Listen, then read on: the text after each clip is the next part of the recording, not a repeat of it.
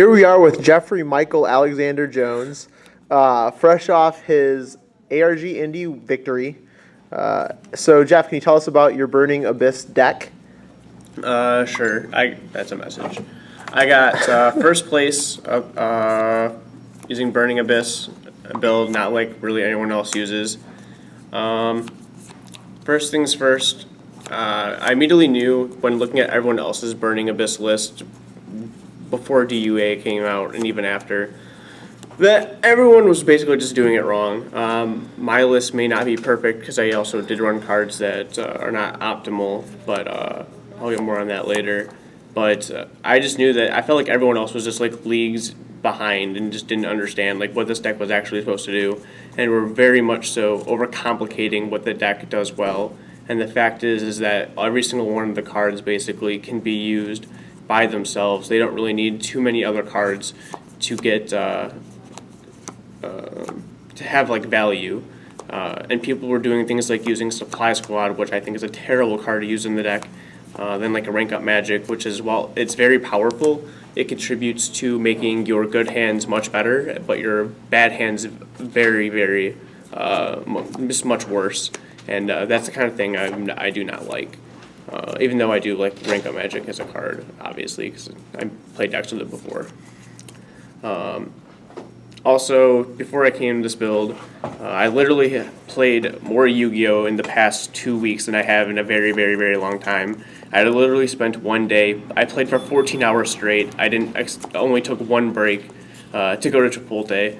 Me and my friend Edward Lee, who also is an ARG champion, literally just sat here and played for 14 hours while I tried different builds. So thanks to him, I probably wouldn't have been able to come to this build without him helping me test. So with that, I guess I'll just get to the deck and talk about the deck a little more. So we have 3 Tour Guide from Underworld, which is obviously one of the most powerful cards in the deck. 3 Mathematician, which is also like one of the most powerful cards. Honestly, if I'm going first, I actually would like to see Mathematician in my opening hand before Tour Guide. It makes the opening play much better. If you're going first, I almost always send Graft or Gray first to get Scarm, then like get Tour Guide or something. Simply because then it thins out your deck a total of 3 cards. Then when Mathematician dies, it's a 4th card, which lets you, by doing so, my deck has 20 monsters and 20 traps. So by thinning out your deck 3 monsters, you should increase your chances of drawing trap cards every turn, which is really what you want to do, because once you have 1 monster, you usually don't stop. The next would be the 3 Scarm, 3 Graph, 3 Sir. Sir's my favorite one because he contributes to the loop, and near the mid and end game, he's just the best one to keep getting back over and over again. He contributes to the Dante loop. Before this tournament, though, I know you were only running 2. What was the big switch that made you want to run 3, and why did you only run 2 before? I only ran 2 before. My build was much different before this. When me and Billy were running, it was much more Monarch-oriented, which was very good versus Shadal's, and clumping this card early game contributed to very bad hands. So we only played 2, and we didn't. In that build, I think 2 was fine, but in this one, which is very much so just oriented around just Burning Abyss and not much other cards, I would say 3's for the number to go to. I don't think you should run 2 of any of them. You should probably just run 3 of all of them from now on. And then 3, one of the most powerful cards in the deck, which is weird now, is Rise of the Storm Monarch. It's better than Caius right now, not only because it can't be super polyed by Shadal's, but the fact that, especially in my deck, spinning any card away is very good, especially if you get it to the top of the deck. Because I run the trap card Mind Crush, you can Mind Crush a monster that you know, and then next turn Mind Crush it. And the reason why that's good is not because you only hit the monster, but you would just see your opponent's hand. So many games became so much easier over the weekend. It was looking at your opponent's hand and gaining the knowledge of what to play around.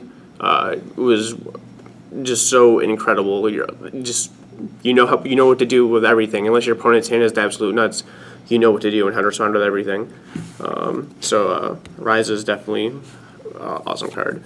And then the card that not a lot of people knew, I don't know, this card is new, Shadal Dragon. one of the problems I had with Mathematician was after turn 1, you really don't ever want to use this card again. So when I would summon it, I would send like another Mathematician to the grave just so I like wouldn't draw it. And I was like, man, I really wish I had like a better thing to send to grave. Also, like when I ran BLS and Chaos Sorcerer, I would just send like Effect Veiler to grave too. But and then I just realized that people are talking about, oh, use Fleece, where Fleece is terrible, don't use Fleece. Shaddoll Dragon is very similar, except it has 2 beneficial effects, and both of them are actually just very good. And it has 1900 attack, which is actually really good in a lot of instances. So you can either, it turns Mathematician into some sort of like a Typhoon, which means Mathematician at any point in the game, as long as Shaddoll Dragon's in your deck, can be an out to Vanity's Emptiness.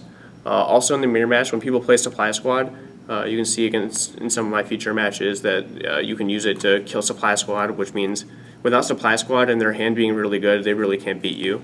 I played, in the end, 3 or 4 mirror matches, and I only lost 1, and I don't even feel like I should have lost. It was to Dalton, and then we played in top 4, and I was able to 2-0 him. I feel like my deck is very well prepared against the mirror match. But Shaddoll Dragon also, besides being an out to Vanity's Emptiness for Mathematician and having 1900 attack, its flip effect, which bounces any card in the field, helps get around different sort of locks, like we can say like Vanities and Stardust Spark Dragon. It's an out to all the Shaddoll fusions, and even like you can bounce away Dante if your opponent didn't down a Magician over top of it. I'm so happy that I chose to run this card. So. And there are no spell cards in the deck. A lot of people run Supply Squad. That card is just a glorified Upstart Goblin, if not worse. Again, it turns your good hands much better and your bad hands even worse. Every person who played that card against me ended up losing the game that they activated that card. The only way you'll probably win with that card is if you open up Mathematician and Supply Squad. It also clogs up your field, so you can't special summon them from your hand, which honestly is one of the best parts about them. Every game I use that effect, so I don't really know why people would want to throw away having that option to do so. Other than that, other spell cards people would run are like Allure of Darkness. I realized with Allure of Darkness, the only time I would want that card is if my hand already had a lot of monsters in them. And then because you're just trying to draw trap cards. Other than that, you really don't want to allure, like if you have a hand of 2 monsters, you don't want to allure Darkness one of them away most of the time. Book of Moon? Book of Moon is not that good of a card right now. It's okay because I run Trap Stun, so I can have Trap Stun and Book of Moon set and have it do something, but it really pains me to say because I love Book of Moon. It actually just doesn't have a lot of value right now. And so I didn't run that. Other cards were like Rank Up Magic. Like I said, it just contributes, makes your good hands better and your bad hands much worse. And I'm really not about that. Like I said, the only 2 games I actually lost to the mirror match were because my opponent opened up with, I think it was like Tour Guide Rank Up Magic or something like that. One was to Jordan and one was to Dalton. But outside of that, like I said, it made their hand was already good regardless. So, other than that, I don't know really what other spell cards people are running right now. Space Typhoon. But yeah, Space Typhoon, like I think was needed and whatnot. I'd rather run Trap Stun. I just realized that all the spell cards that you could play, I'd rather just be trap cards. That's all I wanted. I just wanted monsters and traps. And by running the 20 monsters and 20 traps, basically almost like every other card in my opening hand should technically be like a trap card. So if I go second, I should have anywhere from like hopefully two to three trap cards, and that's all I really would want. And then especially after you thin out your deck so quickly, when you just start drawing trap after trap after trap. Were you afraid of Royal Decree at all? No, not really. I didn't think a lot of people would be using it, and not a lot of people were. Shaddoll Dragon, again, out to Royal Decree. Ryza. I can also... Actually, I think I cut that card because it actually just didn't even matter. Yeah, I did cut it. if they have it set, if you have a card set beforehand, you can always wing blast it away. Then they have to draw a decree next turn, which is a card that's like whenever you like wing blast a card, your opponent can't use like trap cards or rise of them. It's like almost you're setting them back 2 turns because they have to draw a card they can't even use on their next turn. So that's like really good too. So I really wasn't afraid to decree that much. Also, games 2 and 3, I side in Mobius a lot of the times, which is one of the only side deck cards I ever sided in because it hits floodgates and lots of other stuff, and also can't be super polyed, so it wasn't really a problem for a degree. And both Ryza and Mobius get around Shadow Mirror, right? Yeah, Shadow Mirror's a thing too. Even in the main deck. Yeah, even in the main deck, Shadow Mirror really wasn't a problem this weekend. The guy who played Geargia in main 3, game 1 opened Shadow Mirror. I think he opened Shadow Mirror against me, but his hand was already really good anyway. But so that wasn't the problem. He opened up Soul Charge like Geargia, like Arsenal, and his hand was really good, so it didn't really matter that he had Shadow Mirror. But when he had Shadow Mirror games 2 and 3, they were not really relevant, so that was fine. The trap cards are 3 Phoenix Wing Blast.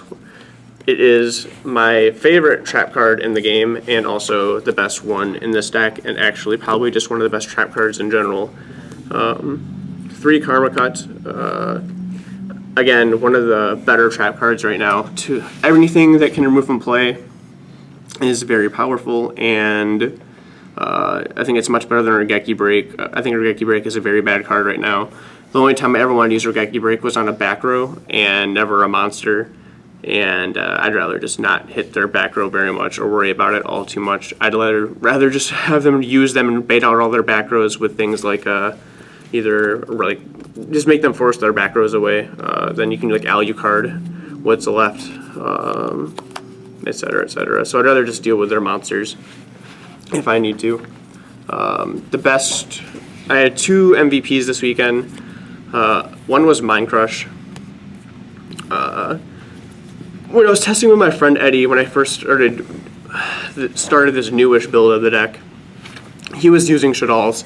And I was still having a hard time, even with like Karma Cut and Wing Blast.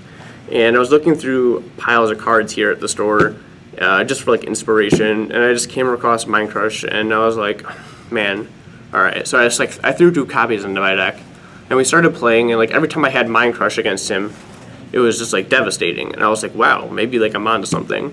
So I added a 3rd copy into the deck, and ever since I added the 3rd copy into the deck, along with some other changes, I just didn't lose at all. It was like impossible. Were you able to just mind crush people based on the way they were playing on reads versus like actually knowing what was in their hand? Like, did you do that very often? Oh, absolutely. The benefit of Mind Crush is not hitting the card necessarily, but gaining the knowledge that was in their hand.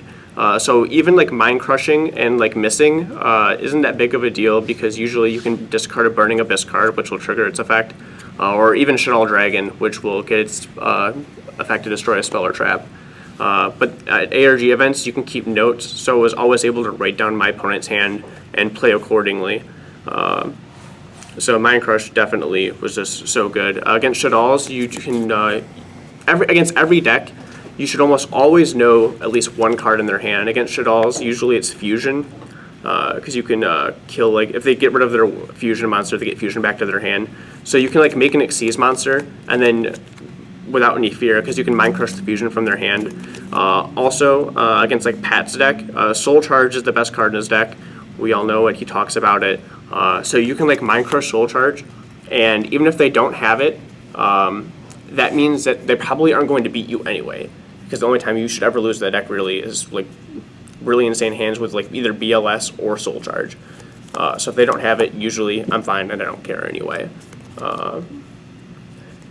And if they do have it, then you hit the Soul Charge from their hand, and then it's good anyway, so it doesn't really matter. So I think that's it about Mind Crush. Oh, like one of my opponents, like I had like a Downer Magician, and I went to enter battle phase while he was at 6,000, and he was like, oh, well, when you enter battle phase, I'll activate Effect Baler. And so I looked at his grave, and he had no lights, and I'm like, oh, this guy always says Chaos Restorer BLS in his hand. So on his turn, I had Mind Crush BLS, because it was like the much more powerful card of the two, and he had it, and then I was able to win from there. So there are definitely like certain reads and stuff where you might not know something in their hand, but it won't really matter, so you can still get it. The second best card was Trap Stun. Much better than MST. I think it's much better in this deck than Wiretap. The fact that you can use it when your opponent plays Vanity's Emptiness and then deal your special summoning leaves them locked under their own vanities, which means then they have to deal with it. I did this quite a lot. Also, you can turn off your own vanities, which is very good. Against my match with Jordan and Winters, I had a play where I had 2 Tour Guides and a Rise in hand with a monster, and he had a back row and 2 monsters, 2 Burning Abyss monsters. I sat there for, it felt like a really long time, because what I really wanted to do was either like flip my Trap Stun, which would keep my vanities from going to the graveyard that turn, and then play my Tour Guide. But what I decided to do instead was to bait out his back row, so I tributed my Ryza, or I tributed for Ryza targeting his back row to try and force it, and which forced him to activate it, so I could chain my Trap Stun, which would turn off my vanities and keep it from dying also. So then I was able to get a monster on board, attack over his monster, keep my vanity space up, and basically the entirety of the game, vanities was there, picking off each of his monsters one by one. He kept setting things like Mathematician, and you couldn't really get around vanities very much. So also, it's awesome to chain to all the discard traps right now in the mirror match. Against Shadalls, obviously it stops the shadow games and stuff like that. Floodgates, games 2 and 3, you can draw this card, and unlike Wiretap, you can draw this card after after they're face up, and then it doesn't matter anymore, because you can just negate them and do all your plays. Is definitely one of the best trap cards. I'm so glad I decided to play it. Then 3 Vanity's Emptiness, most annoying trap in the format, should probably be banded limited to 1. 2 Breakthrough Skill, it's good against Shadalls to use against Winda. It's okay if you mill it. It's a really solid trap right now. Then Compulse and Bottomless. Compulse is one of the most powerful trap cards right now. Bottomless Trap Pool. A lot of people decide not to use it. I wasn't using it for a while until Pat's deck became popular because it hits all of his monsters he can normal summon. Lila, Raiden, and then hits all the monsters that come off of his Soul Charge. And the last card I used, which actually isn't that very good, but I actually used it just because I like it, was Traveler of the Burning Abyss. The card's not very good right now. It'll probably be really good later. I actually just ran it because I liked it, and there's no other reason. It actually did win me a match or a game against Dalton, so that's really cool. You can get it back with Dante. You can get it back with Dante. In the mirror match, it actually is super good because you can force them to run out of their Burning Abyss cards, and you will never run out of them because of this card. So you can just, basically, you'll just outpace them because you'll have infinite monsters and they'll eventually run out. Extra deck was 3 Dante. Yes, I use 3 quite a lot. So I really feel like you need 3. 3 Downer Magician. I went into at least 2 every game, sometimes 3. It makes sure that you will get your Dante's effect and it won't get bounced away or anything like that. 2 Nightmare Shark. A lot of people only use 1. I use 2 because sometimes your opponent will be at higher life points than 2,000, but lower than between 4,000 or lower. And what you can do is you can make a Nightmare Shark to force 2,000 damage through, and then your deck can basically stall enough with all your floating monsters that special summon over and over again, Dante, Sir, etc., to the point where you can live until the next turn and make a second Nightmare Shark and just win anyway. 2 Ghost Trick Alucard. Again, I make this card a lot. Sometimes 2 in one game, sometimes 3. When the second Alucard goes to grave, you can return it to your extra deck with its effect, so you can make another one later. Then Acid Golem, Giga Brilliant, Leviair, because a lot of people are using Chain Disappearance, and Triage Levia, which I never made. I only played it because I played the Burning Abyss trap card, so I thought it might come up, and actually it just didn't. And Fortune Tune, which apparently a lot of people just didn't know what it did. It recycles all your guys when it dies. It can't be stored by battle, can't be targeted. It's a very good card. Everyone should be using it to place the deck. Plus, you win in time. Yeah. If you ever go into time, which a lot of people, when I first started burning this deck, I went into time a lot because people didn't know what the Burning Abyss cards do, or how they work, so they just read them over and over again. So Fortune Tune, really good in time also. Side deck, a lot of these cards actually didn't even matter. I hate side decking, period. I never sided more than 3 cards really, and ever. I usually feel like my main decks I always make are so strong against everything that it's not really relevant. The only cards I've really side decked were Mobius the Frost Monarch. It's good against all the floodgates. It's just super good card in general. It's definitely one of my favorite cards in my side deck. 2 Majesty's Fiend. I like siding in against decks that don't use too many traps. It's okay versus Pat's deck. Vanity's Fiend is probably better, but there are some games against certain matchups where this card will just instantly win you the game. I never sided this though. 2 Max C against the Mirror Match, it's really good. I sided this in.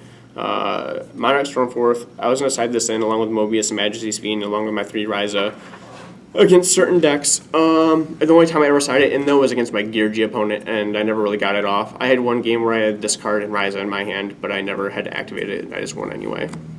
Mystical Space Typhoon, also very good against Floodgates. I sided this card in. Stygian Dirge, which is for the Mirror Match and Satellanites. I realized that after siding this card, that after a couple of matches during the tournament, I just didn't really like it or need it. I sided in against Dalton, and I actually just realized I didn't like this card, so I never sided it again. I feel like my deck is a good enough matchup versus all the other decks that I just don't need it. And then 3 non-fusion area against, Stradals as well. It stops the polymerization, or stops Shadal fusion and stops super polymerization from being active. Technically, this is a really good card, but again, I never sided in against. I think I sided in once against Shadals, and I just won anyway. And actually doesn't need this card.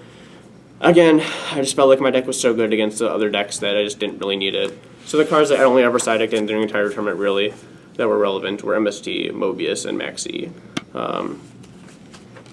Other than that, I played against 3 Shadal decks. I 2-0'd every Shadal deck I played. I played against 3 Satellanite decks. I 2-0'd all of them except for one. Then 3 or 4 mirror matches, which were all basically extremely easy as well.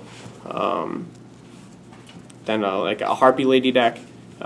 She actually took me to game 3. She was the first person to take me to game 3 because when she had 2 back rows and face up field spell, and so I Mobius one of the back rows and the field spell, and the card I missed was Shadow Mirror, so I lost that game and I had to go to game 3.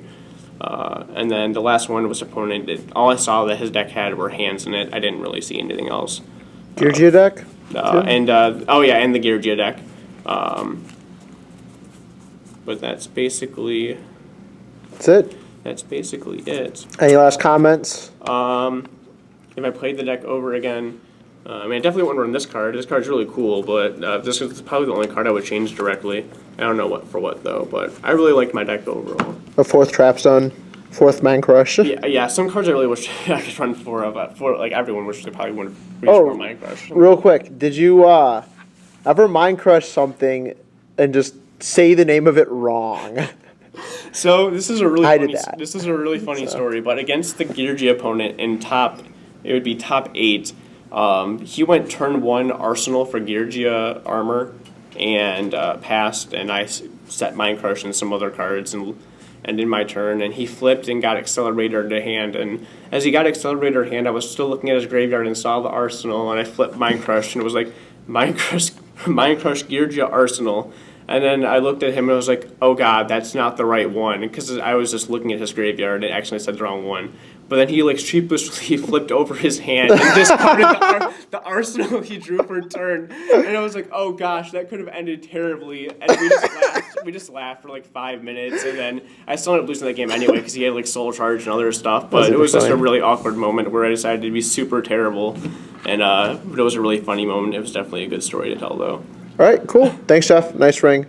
Oh, yeah, nice ring.